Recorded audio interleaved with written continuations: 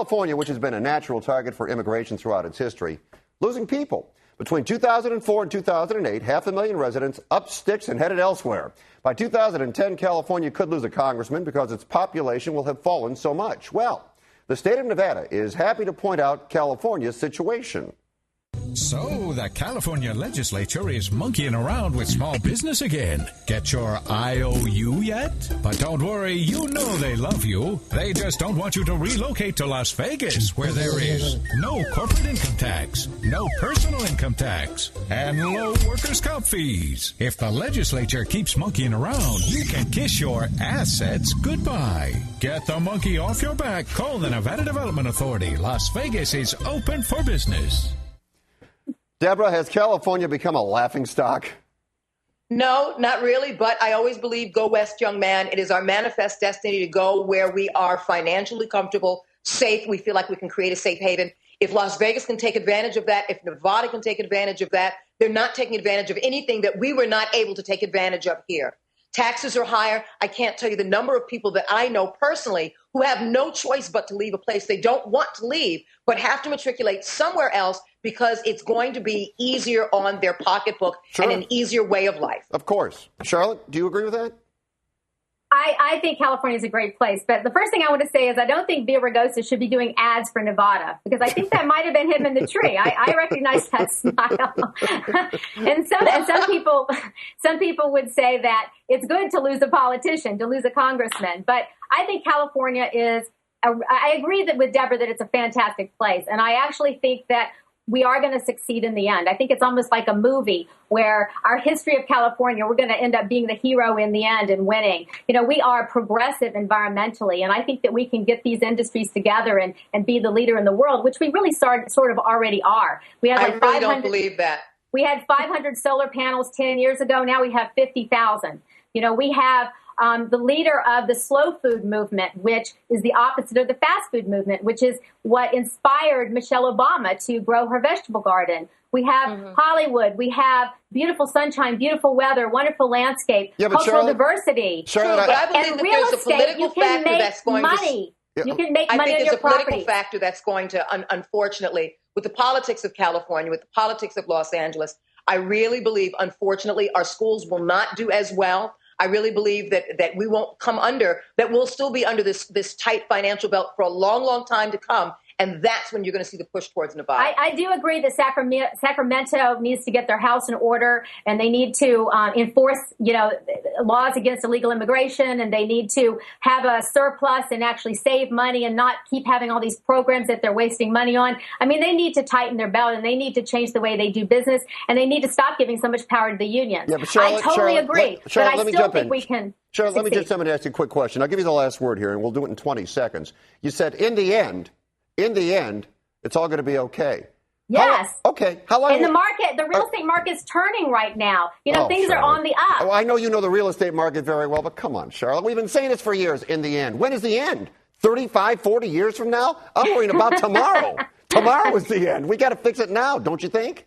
I think we need to start fixing it. I totally agree. And I think people are starting to realize that. There's starting to be more and more pressure on legislators, both in Los Angeles and in Sacramento. I mean, that's why we had all this pressure with the budget where they wanted to raise taxes. And people said, no, you're going to have to make cuts. And they made those cuts. And I think they needed to make those cuts. That's good. That's the right track. You know what? I think they ought to run them all out of Sacramento, quite frankly, and start again. Okay. Yes. Let's go to this next story now. And I want to get your take on this because it's heartbreaking. An 11-year-old girl collapsed on the floor of her home. She couldn't walk, she couldn't talk, couldn't eat, or couldn't drink. Her parents and people in the house prayed around her. She died. An ambulance was called after she stopped breathing.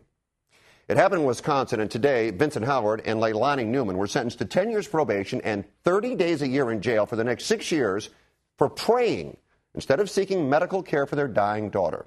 Charlotte, bottom line, is that punishment severe enough? I think it is. They did not intentionally do anything to harm the child. And, I do think they do deserve punishment. I mean, you have a difficulty because you have child neglect versus the First Amendment, and it's a difficult thing. what's really unusual, I had never heard of, they're getting jail like 1 month out of every year. And Right. I'd never heard of that. That's extremely unusual. It's almost like going on vacation for a month, except you're going to prison. But, a lot of people, 96% of people in this country believe in God. 35% believe in healing in association with some kind of prayer. And so I think there's a lot of sympathy in this country for someone who puts that kind of faith in prayer. Prayer is, something that is going to be a coping mechanism. It's going to provide, relaxation and maybe even some sort of a placebo for those parents. It's So going to be a coping. All right, it's going to be a coping mechanism. I buy that. I don't think it is the antidote or the cure when someone is dying in front of you. No, I agree with you. I totally agree. It's just I wouldn't be that. I think that their penalty is fine. I mean, I would penalize them. I would probably do the same thing that this judge decided. But I think that some penalties in order, but not too much. Deborah? I think I agree. I definitely agree with Charlotte. The penalty is fine for what it is. And as a religious person myself, or rather as a spiritual person, who I like to take the personal and the spiritual and the religious philosophy of all religions without embracing the religions themselves, which makes me more on the spiritual side.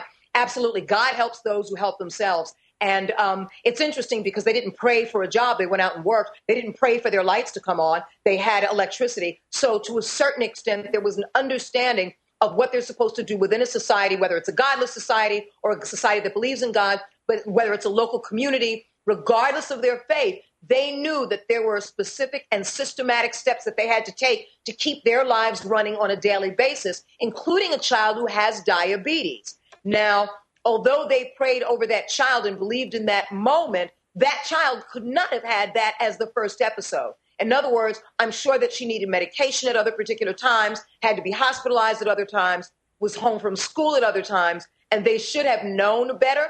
But I believe that in that moment, in that particular episode, they believed that their faith would win out. Unfortunately, it didn't. And I think the hardest lesson that they'll have to learn and the worst thing that they'll have to go through is life without that child. Well put. Deborah? Right.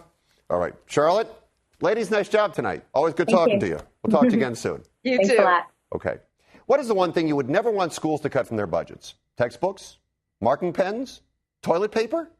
If you're so smart, prove it. Contact NBC Filter on Twitter or Facebook, or send an email to thefilter@nbcuni.com. We care what you think, but if we don't like it, we'll filter you.